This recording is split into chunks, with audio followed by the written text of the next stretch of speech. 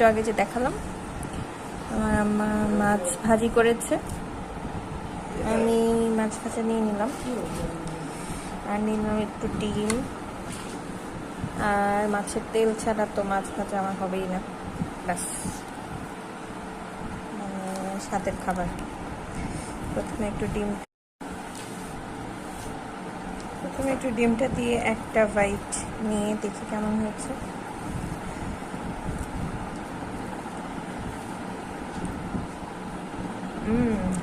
সেই স্বাদ।